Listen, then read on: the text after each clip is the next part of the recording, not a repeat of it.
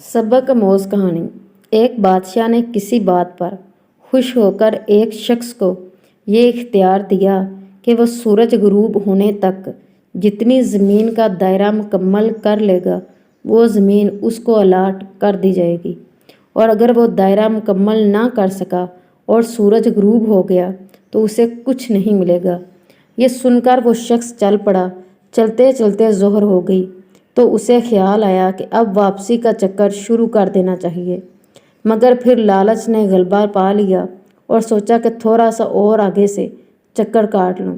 फिर वापसी का ख्याल आया तो सामने के खूबसूरत पहाड़ को देखकर इसने सोचा इसको भी अपनी जगीर में शामिल कर लेना चाहिए। अलगर्ज वापसी का सफ़र काफ़ी देर से शुरू किया। अब वापसी में यूं लगता था जैसे सूरज ने इसके साथ मुसाबकत शुरू कर दी है। वो जितना तेज़ चलता पता चलता सूरज भी उतना जल्दी ढल रहा है। असर के बाद तो सूरज ढलने की बजाय लगता था पिघलना शुरू हो गया है। वो शख्स दौड़ना शुरू हो गया क्योंकि इससे सब कुछ हाथ से जाता नज़र आ रहा था।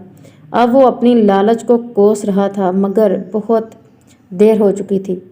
दौड़ते दौड़ते इसका सीना दर्द से फटा जा रहा था, मगर वो था कि बस दौड़े जा रहा था।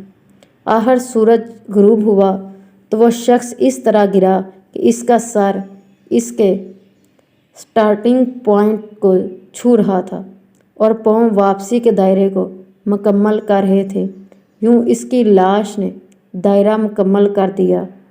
जिस जगह से वो गिरा था उसी जगह इसकी कब्र बनाई गई और कब्र पर कुतबा लगाया गया जिस पर लिखा था, इस शख्स की ज़रूरत बस इतनी सारी जगह थी जितनी जगह इसकी कब्र है। अल्लाह पाक भी इसी तरह इशारा किया, वल असर इन्नल इंसान लाफी खुसर। आज हमारे दायरे भी बहुत बड़े हो गए हैं, चलिए वापसी की सोच रखते हैं। अल्लाह पाक हमें मौत से पहले मौत की तैयारी करने की तौफीक अता फरमाए और हमारा खात्मातुल भी खैर हो।